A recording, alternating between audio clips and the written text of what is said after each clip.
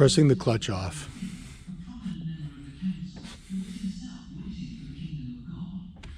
Using a 20-ton, I guess, Ram, 2 Lexus rear disc brake rotors, and the cylinder is locked inside here, and the ram is pushing against the crankshaft.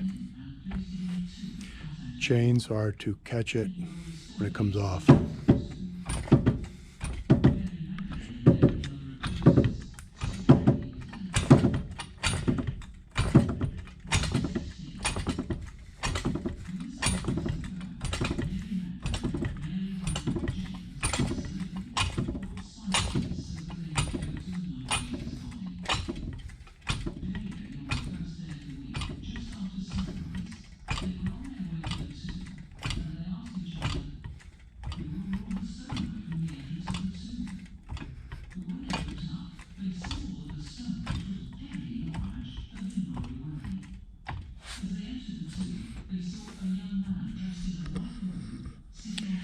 This is actually the brake.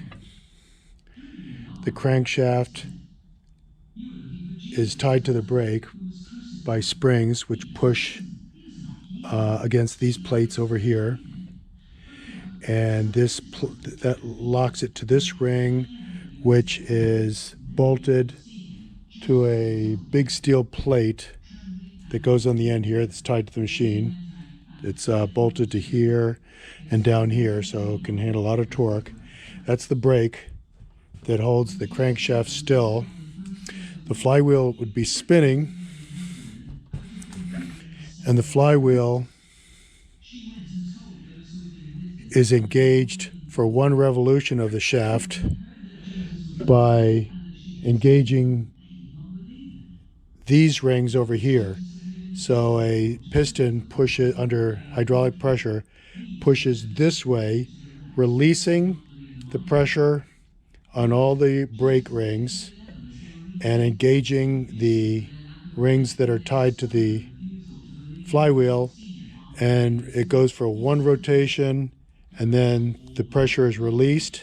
The hydraulic pressure is instantly released, and the springs push against the brake, and that stops the crankshaft. So for 1 cycle, the crankshaft makes 1 rotation.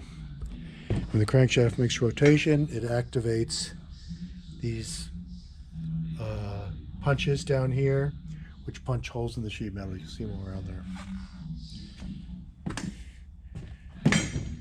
And this is the encoder that keeps track of where it is in the rotation. So it is in charge of notifying the control when to activate and deactivate the brake, the clutch brake.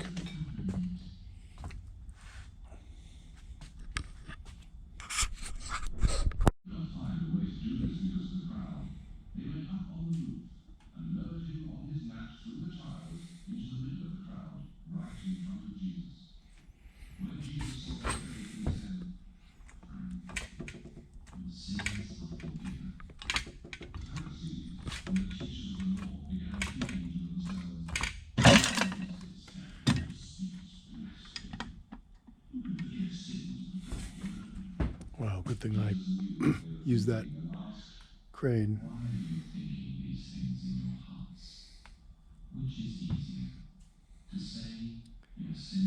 That worked pretty well.